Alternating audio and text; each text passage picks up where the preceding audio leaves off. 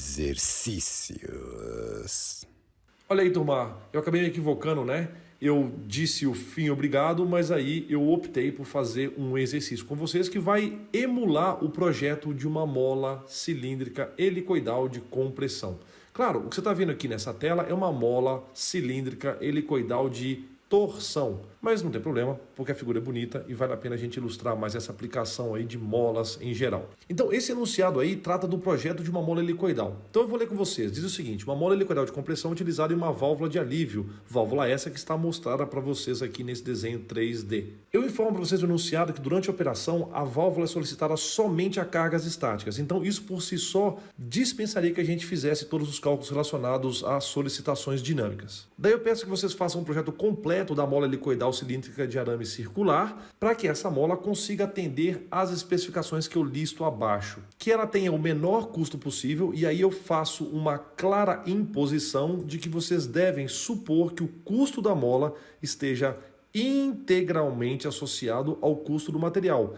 Isso porque a gente conversou durante as aulas de teoria, onde eu expliquei para vocês que as terminações, ou seja, os tipos de extremidade que a gente tem nas molas, também tem um impacto no custo de produção. Mas eu disse para vocês associarem o custo da mola somente ao custo do seu material. Eu peço para vocês no enunciado que a mola resista a um regime de carga estática compressiva que varia de 445 newtons até 668 newtons. E existe também uma imposição que a deflexão útil desta mola, ou seja, que o curso útil da mola, quando ela estiver sujeita entre 445 newtons e 668 newtons, seja de, no máximo, 19 milímetros. Temos aqui uma informação adicional de que a mola está sujeita somente a solicitações leves e, obviamente, a mola, uma vez projetada, não deve exceder as dimensões de instalação. E aqui no desenho vocês conseguem constatar quais são as dimensões de instalação. Nós temos uma distância de 130 milímetros entre as sedes de instalação da válvula e também temos 50 milímetros que separam as dimensões internas dessas hastes aqui. No enunciado eu também deixei essa informação importante relacionada ao processo produtivo dessa mola. Eu disse que o processo de produção que será utilizado para a confecção dessa mola é capaz somente de produzir números inteiros de espiras. Então você pode escolher uma mola que tenha 10 espiras, 11 espiras, 20 espiras, sempre números inteiros. Tá legal? Então vamos partir para a resolução desse exercício agora.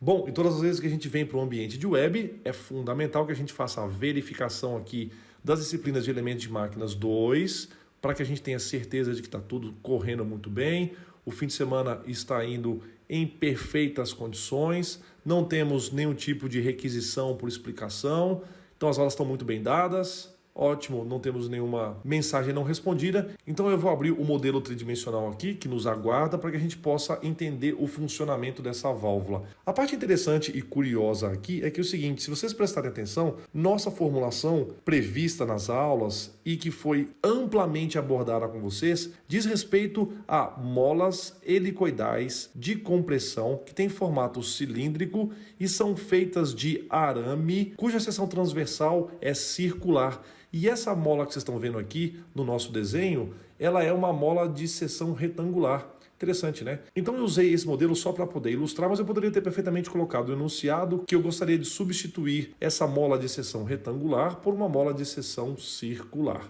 E como é de meu costume, eu sempre mostro quais são as vistas que a desenhista ou o desenhista utilizaram para fazer as referências do desenho tridimensional. Então tem essas vistas aqui, a gente consegue analisar como é que essa válvula foi feita e quais são os componentes que ela tem. Então essa válvula é um dispositivo muitíssimo comum. Inclusive eu pedi a ajuda do meu querido amigo e professor Gabriel Ângelo, né, para que ele pudesse fazer uma participação aqui e nos explicasse como é que esse sistema funciona. Mas de maneira simplificada, essa válvula de alívio serve para fazer o seguinte: a gente determina qual é a pressão a partir do qual esse fluido vai acessar a cavidade de alívio. Então, através de uma relação física bastante simples, que é o cálculo da pressão, a pressão é força vezes a área. A gente conhece a área, a gente sabe qual é a pressão a partir da qual a gente gostaria que houvesse um alívio, então a gente calcula qual é a força que tem que ter na mola para que a válvula seja comandada e a pressão flua para a câmara de alívio. O princípio de funcionamento dessa válvula ela é encontrada em diversas aplicações da engenharia mecânica, inclusive até numa panela de pressão. Então vamos voltar lá para o nosso exercício para que a gente possa fazer a análise dos dados. Então, turma, é muito importante que vocês entendam o princípio de funcionamento desse sistema. A gente tem essa haste que é empurrada contra o anteparo e a mola empurra o anteparo para poder manter a vedação. Quando um dos reservatórios ultrapassar o limite da pressão estipulada e esse limite é calibrado pela ação da força da mola, a pressão vai empurrar a mola e a mola vai permitir a abertura, fazendo com que ocorra um alívio de pressão do reservatório. Então eu queria mostrar a interpretação desses dados através desse gráfico aqui que é muito conhecido da gente. O enunciado nos informou que essa mola está sujeita a uma força mínima de 445 newtons e uma força máxima de 668 newtons. E de que nesse intervalo essa mola não pode ser defletida com mais de 19 milímetros. Então, essas informações estão compiladas aqui pra gente. E é claro, né, gente, uma vez que a mola for projetada, ela tem que ser instalada nesse sistema que tem essas dimensões previstas. Eu quero que vocês prestem atenção que esse exercício tem uma característica um pouco diferente do que a gente está acostumado a fazer. E inclusive é uma tendência que eu quero começar a implementar para vocês, que é de fazer exercícios que se aproximem demais da questão de projetos mecânicos. É muito legal a gente fazer esse tipo de exercício porque ele se aproxima ainda mais da realidade do dia a dia de quem é profissional de engenharia. Só que esse tipo de exercício tem um pequeno problema de ordem organizacional. Eu digo do ponto de vista da relação aluno-professor. Por quê? Esse exercício admite várias respostas. Então, se vocês ficarem obcecados querendo que a resposta bata na terceira casa decimal com a minha, isso pode gerar uma certa frustração. E eu te explico por quê. Se você adotar hipóteses iniciais diferentes da minha, o seu projeto vai ser diferente do meu. E o fato de haver uma diferença com o meu projeto não significa de forma alguma que tenha qualquer tipo de erro ou inconsistência conceitual no seu projeto. Agora, uma coisa está diferente por conta de caminhos corretos que foram tomados diferentes. Uma outra coisa é você adotar hipóteses físicas incompatíveis ou fazer cálculos errados. Tipo, nesse exemplo tem uma restrição clara, o custo. Então a gente vai utilizar o arame mais barato, ou pelo menos um dos mais baratos. A gente só não vai utilizar o mais barato caso os cálculos com esse arame resultem em uma mola que não caiba no sistema ou que não atenda algumas das especificações. Então, nesse cenário, não faria o menor sentido se você adotar o fio de qualidade mais nobre e que, por consequência, teria o maior custo. Nessa situação que eu acabei de descrever, mesmo que seus cálculos estejam certos, isso vai de encontro com o que o enunciado recomenda. Então, com esse gancho feito, eu vou estabelecer a primeira determinação baseada na hipótese de que a mola tem que ter o menor custo possível. E por menor custo, a gente está falando sobre o custo do material exclusivamente. Então a gente lança a mão nessa tabela que eu já apresentei para vocês anteriormente e nós vamos selecionar o material mais barato, que é o aço A227 fio repuxado a frio. Então, com a definição do material, a gente pode avançar para a segunda hipótese. A gente vai ter que escolher o diâmetro do fio.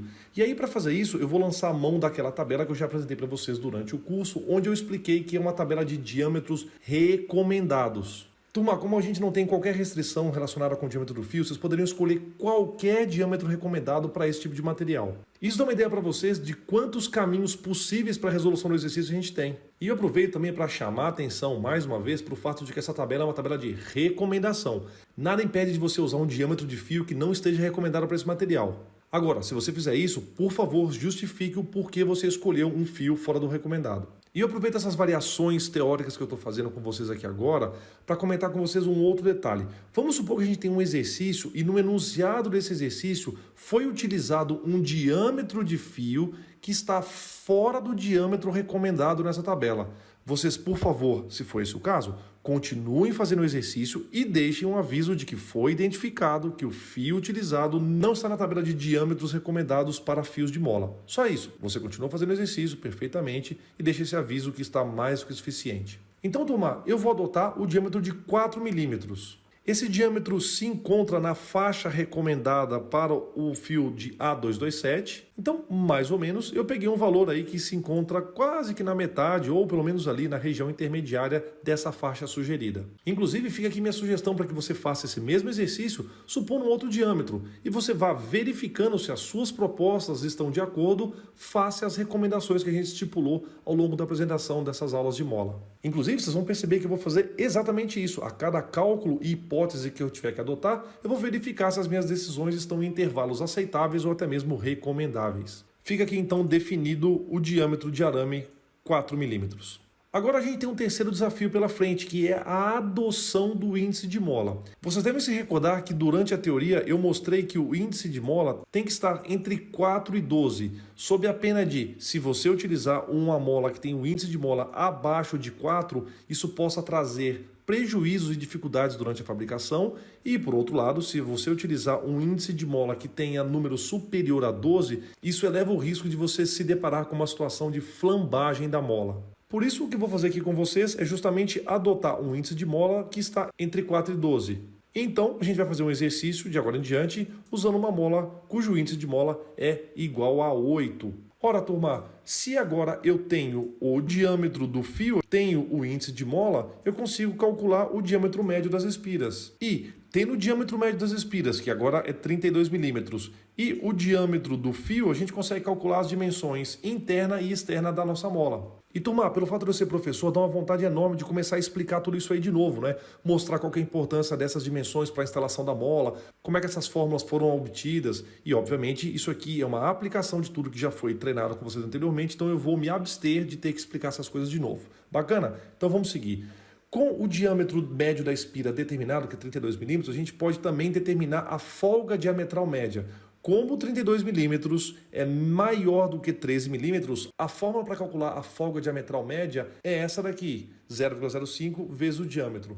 Então, no nosso caso, isso resultaria numa folga diametral mínima de 1,6 milímetros. Então, com essas informações até agora, eu consigo determinar as dimensões de instalação, seja do pino que será utilizado ou do furo que será utilizado para poder montar essa mola. O máximo diâmetro de um pino utilizado é obtido através da diferença entre o diâmetro interno da espira e a folga diametral mínima. Então, nesse caso, a gente teria 26,4 milímetros. Agora, se eu quiser instalar essa mola dentro de um furo, o mínimo diâmetro que esse furo tem que ter é obtido através do diâmetro externo da espira com a folga diametral. Então, no nosso caso, a gente terá um furo mínimo de 37,6 milímetros. Então, a gente vai aplicar o critério da resistência mecânica relacionado aos esforços estáticos que essa mola está sujeita. A fórmula do critério estático de molas é essa daqui. O que está aqui do lado esquerdo da equação, turma, é a tensão atuante real. Se eu pegar só essa parte que está dentro aqui desse retângulo, é a tensão analítica. Esse fator que está aqui fora, o KS, é o fator de concentração de tensão estático. Olha aí, eu incorrendo no mesmo erro. Eu falei que não ia explicar, estou explicando tudo de novo.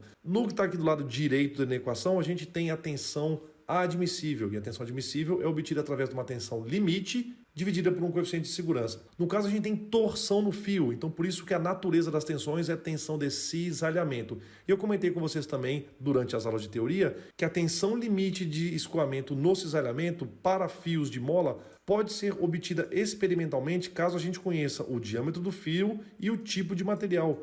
E vocês vão prestar atenção que é exatamente esse o caso que nós temos agora. A gente definiu o diâmetro do fio, que no nosso caso por enquanto é 4 milímetros, e a gente também sabe que o material é o ASTM A227. Ora, turma, o fator de concentração de tensão estático da mola depende exclusivamente do índice da mola. Então, a gente sabe qual é o índice da mola, no nosso caso é 8, a gente consegue calcular o que o KS vale 1,06. E aí, turma, vem a próxima dúvida: que força que eu utilizo? Ora, a gente sabe que a mola está sujeita a uma força mínima e uma força máxima. Como a gente está tratando do projeto da mola, a gente vai projetá-la estaticamente para uma força máxima. Então a gente vai utilizar 668, o que resultaria numa tensão atuante equivalente a 901,56 megapascal.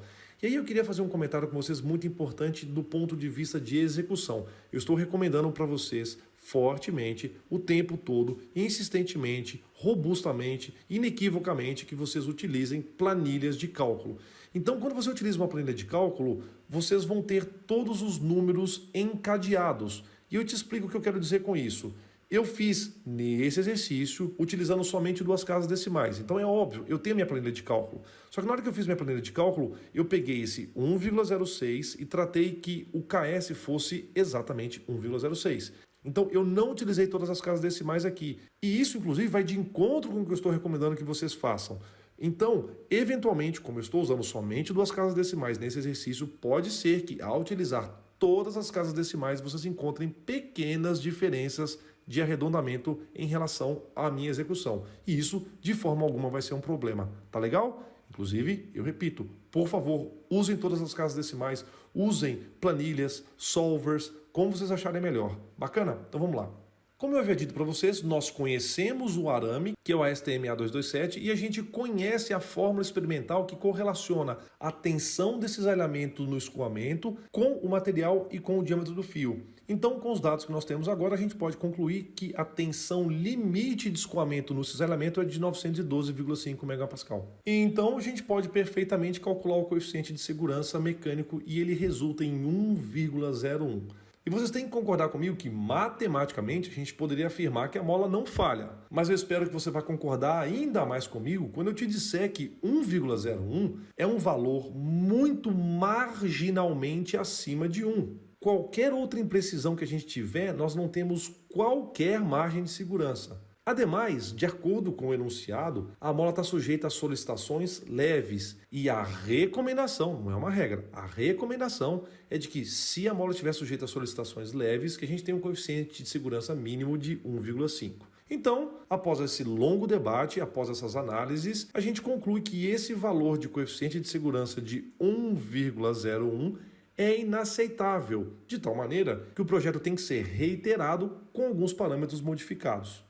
E aqui a gente chega mais uma vez a uma encruzilhada, onde você constata os graus de liberdade que você tem para modificar esse problema. Nós teríamos aqui pelo menos 3 modificações possíveis. Por exemplo, a gente poderia modificar o índice da mola, ou a gente poderia modificar o diâmetro do arame, ou a gente poderia modificar também o material. E aí, Tomás, cada um faz a sua escolha e justifica. Não tem problema, inclusive estou incentivando que vocês façam isso, que vocês tomem decisões diferentes das minhas, mas respaldadas nos conceitos que a gente apresentou até agora. No meu caso, eu vou optar pelo caminho de modificar o diâmetro do arame. E claro, como o coeficiente de segurança está muito marginal, o que eu quero fazer é diminuir a tensão atuante, ao passo que eu também poderia aumentar a tensão admissível. Mas como eu falei para vocês, eu vou escolher aumentar o diâmetro do arame e quando eu faço isso, eu aumento a área de resistência, então eu diminuo a tensão atuante. Como eu tenho uma planilha de cálculo, com pequenas intervenções eu consigo ter uma ideia das dimensões e de quais são os valores que eu vou obter. Então eu selecionei um diâmetro de 5 milímetros e eu vou refazer os cálculos. Só que agora, obviamente, eu não vou explicar cálculo a cálculo. Eu só vou refazê-los e apresentar para vocês o novo diâmetro médio de espira, as novas dimensões internas e externas, tal qual a folga diametral mínima, e aí eu apresento para vocês também as novas dimensões de instalação, seja de um pino, seja de um furo, e aí eu posso e devo refazer o cálculo do coeficiente de segurança de resistência estática da mola, e eu vou notar que eu tenho agora uma situação com 1,52 de coeficiente de segurança. E aí eu gosto muito de fazer essas reflexões com vocês, eu insisto. Vamos supor que você tenha escolhido um valor de diâmetro do fio que te resulte num coeficiente de segurança de 1,4. Qual seria a sua decisão? Minha recomendação é a seguinte: 1,4 é um ótimo coeficiente de segurança. Mesmo que a recomendação seja de que para solicitações leves a gente tem que ter um coeficiente de segurança acima de 1,5, você pode perfeitamente optar por utilizar 1,4, deixando essa justificativa na sua resolução, dizendo claramente: estou ciente de que o coeficiente de segurança recomendado para situações de solicitações leves é 1,5, mas eu acredito que 1,4 esteja um coeficiente de segurança adequado. Tá legal? Se você fizer isso, não terá o menor problema.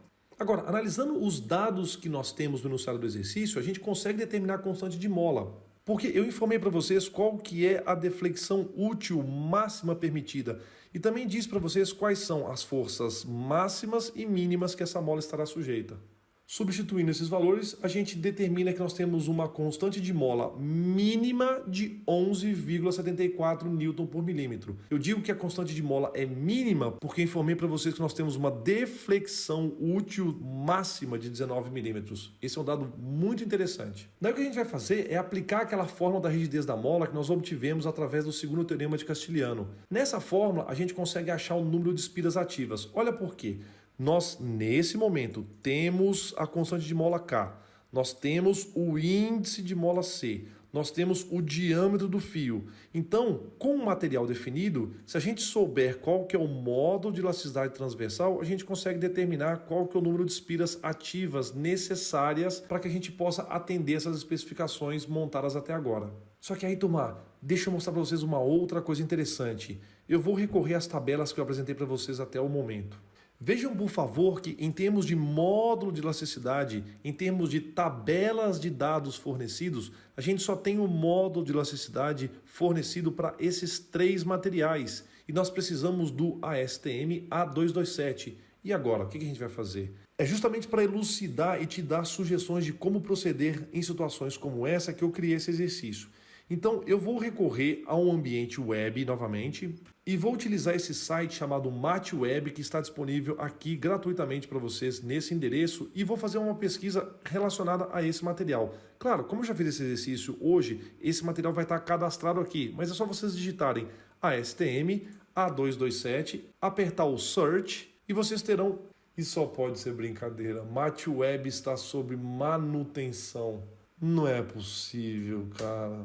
E aí o que acontece? Você toma uma portada na cara, 2h18 da manhã, tentando resolver o exercício, gravar a aula para vocês, fazer o melhor possível, e eu tomo uma jarrada de água no meio da minha cabeça. Diz que o MatWeb está sob manutenção. Manutenção preciso eu, não é possível, estou dando muito azar. Então eu volto daqui a pouco aqui.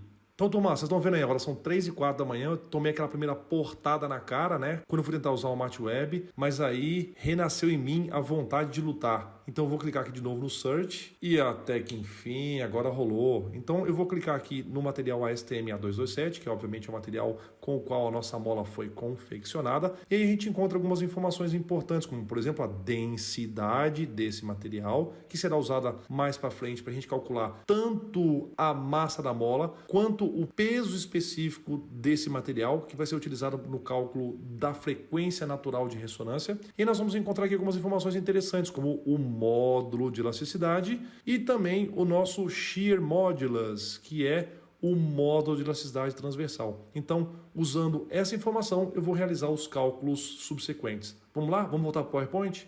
Mas aí você vê como é que são as coisas, né? Engenheiro da FEI é assim, não deu na primeira, a gente vai tentar insistir até derrubar essa parede. É muro de concreto, eu vou te derrubar. É isso aí. Então agora que a gente tem essa informação, a gente pode calcular o número de espiras ativas, resultando em 8,3 espiras ativas. E aí, turma, eu quero ter uma conversa com vocês aqui que é bastante importante. Atualmente, os processos de produção avançaram bastante, ao ponto de que processos de fabricação de molas conseguem produzir molas com até 1/10 de precisão de espiras. Então, seria perfeitamente possível você utilizar 8,3 espiras de agora em diante. Não teria o menor problema.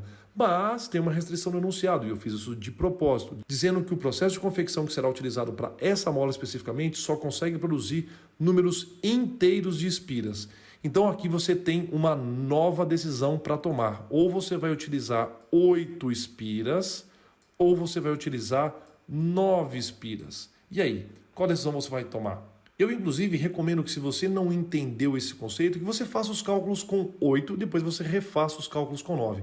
Eu fiz isso para você, para poder justamente justificar o porquê de tomar a decisão de, nesse caso, colocar o número de espiras para o menor número inteiro.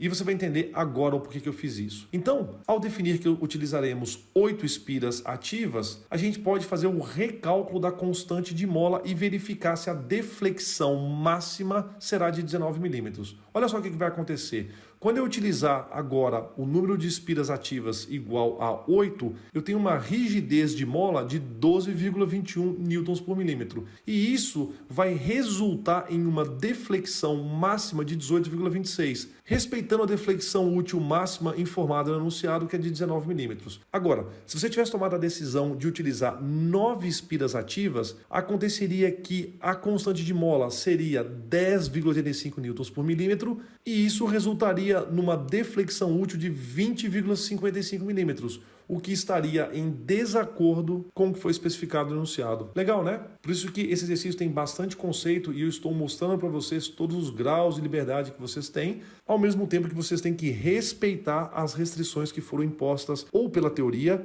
ou também pelo enunciado. Daí, turma, a gente vai para o passo da escolha da terminação da mola. E conforme eu já havia alertado vocês anteriormente, a escolha da extremidade, do tipo de extremidade da mola, influencia no custo, porque tem processos que são mais baratos e tem processos que são mais custosos. Como o exercício nos deu essa liberdade, então eu vou adotar que nós teremos extremidades esquadrejadas e esmerilhadas. Conforme eu expliquei para vocês, eu não vou justificar aquilo que já foi justificado anteriormente. Quando eu escolho extremidades esquadrejadas e esmerilhadas, eu tenho um alfa igual a 2 e um beta igual a 2. Portanto, eu consigo calcular o número de espiras totais que tem nessa mola. Ora, nós temos 8 espiras ativas, nós temos o beta igual a 2, isso resulta no número total de espiras de 10.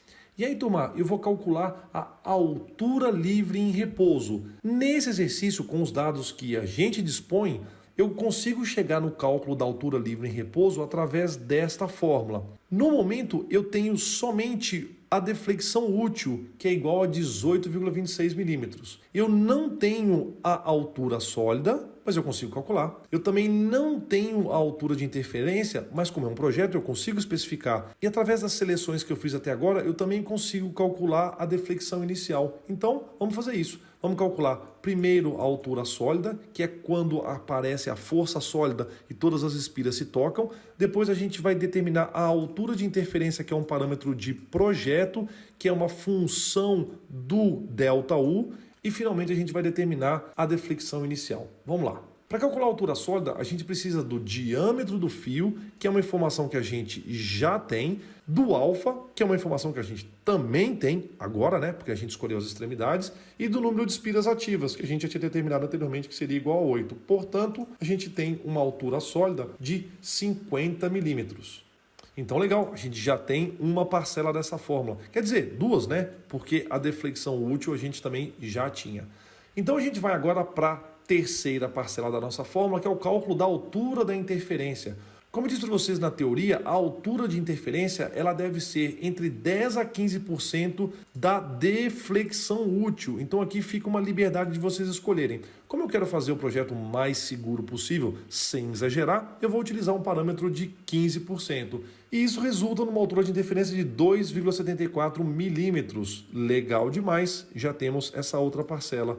Então, turma, nos resta agora determinar somente a deflexão inicial dessa mola através de uma fórmula muito básica, super conhecida da gente, utilizando a força aplicada e a constante de mola. Se você prestar atenção, a força inicial da mola é de 445 newtons e a constante de mola, que está recalculada com a mola que a gente vai utilizar, é de 12,21 newtons por milímetro, resultando numa deflexão inicial de 36,45 milímetros. Portanto, agora a gente consegue determinar, somando todas essas parcelas, a altura livre em repouso da mola. Então, gente, quando a gente comprar essa mola, na verdade, quando a gente mandar fazer essa mola e receber essa mola, quando a gente tirar a mola da embalagem, ela tem que ter uma altura de 107,45 milímetros. Com todas essas definições dimensionais que a gente fez até agora, fica muito tranquilo a gente calcular o passo através dessa fórmula, porque agora a gente tem a altura livre, a gente tem o número de espiras ativas, a gente tem o parâmetro alfa que está relacionado com a terminação,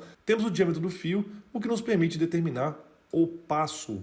Nessa circunstância, o passo dessa mola é de 12,18 milímetros. Igualmente, utilizando as fórmulas que a gente já conhece, a gente consegue determinar o ângulo de hélice, porque temos o passo, temos o diâmetro da mola, aplicando essa fórmula, calculamos o ângulo de hélice. E também, como a gente tem o diâmetro do fio, a gente consegue determinar qual que é o espaçamento entre espiras. Então, aplicando essas fórmulas, a gente conclui que o ângulo de hélice é de 5,54 graus e o espaçamento entre espiras é de 7,18 milímetros. Daí, turma, para fazer o mapeamento completo, eu vou calcular todas as deflexões que essa mola pode ter. Então, o cálculo da deflexão sólida pode ser obtido subtraindo-se a altura livre de repouso da altura sólida. Portanto, no nosso caso, a gente vai ter uma deflexão sólida de 57,45 milímetros.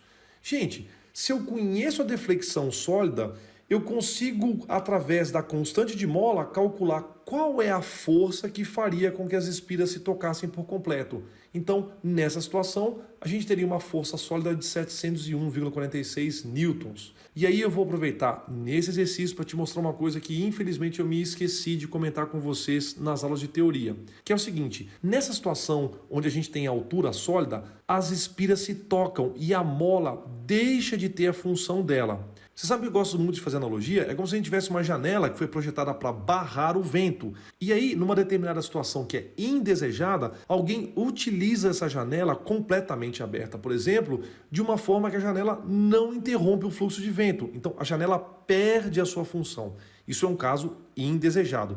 Só que pense o seguinte, que além da janela não interromper o fluxo de vento, que a janela quebre, que sofra falha estática. É o que pode acontecer com molas. No caso da aplicação da força sólida, pode ser que a mola falhe. Então é muito importante do ponto de vista estrutural que, mesmo sendo uma situação indesejada, que a gente preveja o que vai acontecer estruturalmente com a mola caso alguém inadvertidamente aplique uma força equivalente à força sólida.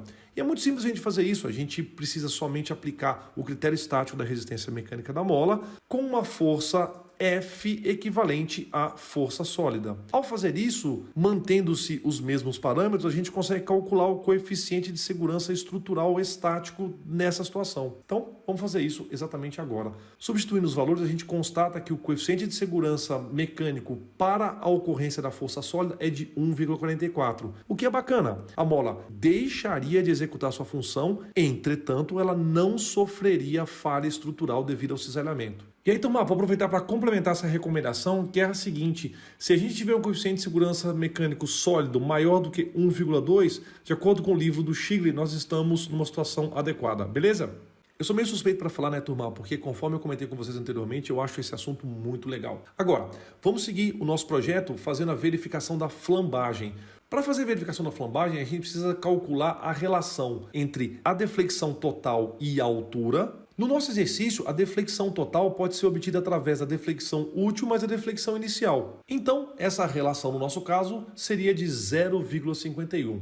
Igualmente, para a verificação da flambagem, para que a gente possa entrar naquele gráfico que eu apresentei para vocês do livro do Juvenal, mas que existe em todos os livros de elementos de máquinas, a gente também precisa da relação H sobre D. E no nosso caso, a relação H sobre D vai ser igual a 2,69. Muito bem, com essas duas coordenadas eu consigo traçar o ponto operacional em termos de flambagem. Vamos fazer isso nesse exato momento. Ô turma, como a gente vai fazer a montagem com extremidades esquadrejadas e esmerilhadas e nós vamos colocar essa mola naquela sede que eu mostrei para vocês no início do exercício, isso vai fazer com que as superfícies sejam paralelas. Então a mola vai se comportar como uma coluna biengastada. No caso do nosso modelo de flambagem, isso corresponde ao modelo C. Então, tendo a curva C como curva limítrofe e definindo as coordenadas do ponto de operação dessa mola, fica visualmente evidente de que a mola se encontra em uma situação muito estável do ponto de vista de flambagem. E aí, turma, dando essa aula recentemente, uma aluna fez um questionamento muito interessante sobre qual seria o coeficiente de segurança de flambagem da mola. E aí a gente não tem isso formalmente, mas a gente poderia perfeitamente fazer uma estimativa. Por exemplo, se a gente mantivesse a relação delta sobre H, esta linha aqui seria mantida. Então eu poderia, por exemplo, trazer essa linha até a nossa curva limítrofe, que seria a curva C. E nessa situação, o ponto de operação aqui no eixo X é de 2,69. Fazendo uma rápida aproximação, para que houvesse flambagem, esse índice H sobre D deveria ser, pelo que eu estou vendo aqui, aproximadamente 5,9. Então, de uma maneira bastante tranquila, bastante simples, se a gente quisesse calcular o coeficiente de segurança de flambagem, bastaria a gente dividir o 5,9 por 2,7, que é aproximadamente o 2,69 que a gente acabou de calcular. Para a gente ter uma noção de quão distante nós estamos proporcionalmente da falha por flambagem. Bacana, não é não? Fica aí uma recomendação então para que vocês façam essa avaliação, mesmo que seja superficial. Agora, turma, eu sei que o enunciado informou que a gente vai ter apenas cargas estáticas. Mas olha só, sou engenheiro formado pela FEI, eu não vou deixar essa daí de graça. Eu vou para cima e vou passar tratorando. Vou fazer todos os cálculos, fazer o projeto integral para vocês. Inclusive, isso fica como exemplo para que possa ajudar vocês eventualmente, né, num futuro. Então, apenas para que a gente possa praticar, eu vou calcular o coeficiente de segurança fadiga dessa mola. Com os valores que a gente tem de força máxima de 668 e força mínima de 445, a gente pode calcular as forças média e alternada. Com a força média, a gente consegue calcular a tensão de cisalhamento média.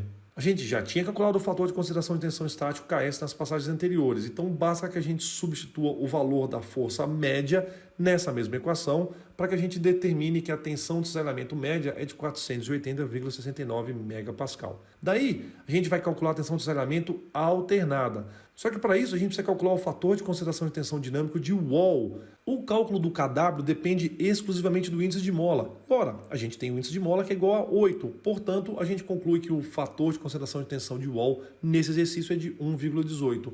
Então a gente consegue também determinar a tensão alternada nessa mola, que é de 107,21 megapascal. Aí, turma, como o enunciado não deu informações sobre qual critério de fadiga utilizar, mesmo porque supostamente essa mola não está sujeita à fadiga, eu vou ser conservador e utilizar o critério de Soderberg. Para aplicar esse critério de Soderberg, a gente precisa do tal E, que a gente já conhece. E a gente também precisa do SN, que é o limite de resistência à fadiga do arame. Nesse caso, a gente não tem o SN. A gente ficaria dependente do SN para calcular o coeficiente de segurança de Soderberg. E aí eu aproveito justamente para mudar um pouco a concepção do tipo de exercício que a gente está acostumado a fazer. Como engenheiras e engenheiros, quando a gente não tem um determinado dado, a gente pode adotar baseando-nos em informações de projeto ou deixar esse cálculo dependente de algum outro valor em questão. Por exemplo, se a gente considerar que um coeficiente de segurança-fadiga ideal seja de 1,3, permite que a gente estipule que o SN seja de pelo menos 486 megapascal. E isso é um estilo diferente de fazer exercício, mesmo porque esse exercício é um exercício de projeto. Então é bem legal que a gente se acostume a fazer esse tipo de assunção, esse tipo de hipótese e deixar os dados recomendados encadeados uns nos outros. Porque você não vai ficar achando que na vida prática vai ter N-1 variáveis e vão te pedir especificamente para você calcular aquela que está faltando, não é verdade? Se você está achando que é desse jeito, eu só tenho uma coisa para te dizer. Sabe de nada, inocente. Acorda para a vida, viu? Então, para finalizar, eu quero calcular com vocês um outro parâmetro importante de projeto que está relacionado com carregamentos dinâmicos, mas como eu disse anteriormente, não estou nem aí. Vou fazer o cálculo e o projeto completo dessa mola para deixar de exemplo para vocês. Então, eu vou calcular a frequência de ressonância dessa mola, substituindo todos os valores que a gente já tem até o momento. Mesmo sabendo que a mola não está sob carga dinâmica, a gente sabe que a frequência natural de ressonância dessa mola é de 140,34 Hz. E aí, turma, eu quero aproveitar essa oportunidade, visto que na aula de teoria eu não deixei isso muito claro, que se a gente gostaria que a frequência natural da mola saia em Hertz, a gente tem que entrar com as unidades do módulo de elasticidade transversal em megapascal, a aceleração da gravidade tem que entrar em milímetros por segundo ao quadrado, o número de espiras ativas é um número adimensional, assim como é o índice de mola, o diâmetro da mola tem que entrar em milímetros e o peso específico do material da mola tem que entrar em newtons por milímetro cúbico, ou seja, a gente tem sempre que fazer uma análise dimensional antes de fazer a substituição dos valores nas fórmulas.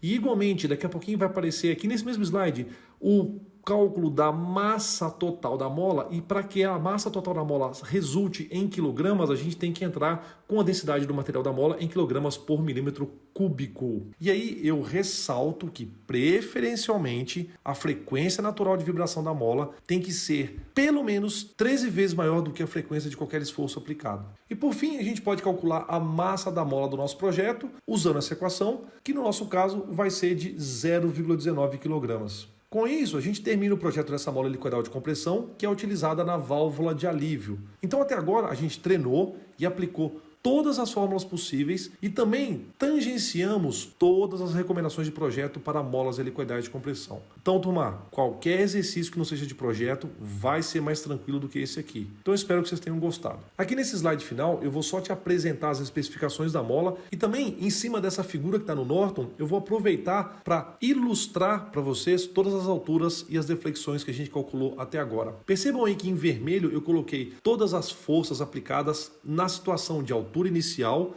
na situação de altura final e também na situação da eventualidade de aparecer a força sólida. Com isso, eu apresento para vocês todas as alturas e as respectivas deflexões da mola. Por favor, entendam que essa figura está completamente fora de escala, né? Por exemplo, esse valor aqui é de 107,45 milímetros e esse valor aqui é de 71. Está completamente fora de escala, né? Inclusive, chama a atenção de vocês que o caso do 71, eu não deduzi esse valor, mas esse valor foi perfeitamente constatado ao subtrair-se 36,45 de 107,45.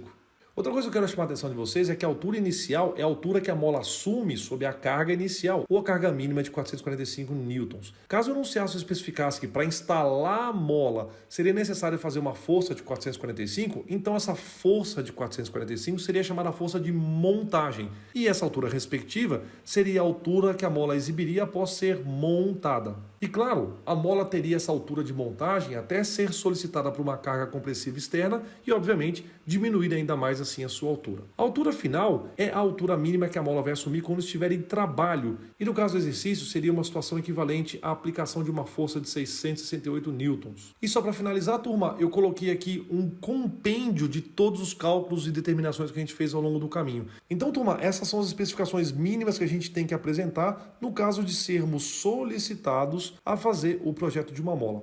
Então, eu torço para que vocês tenham gostado da aula, espero que seja útil para a carreira de vocês. Muito obrigado pela atenção, até a próxima.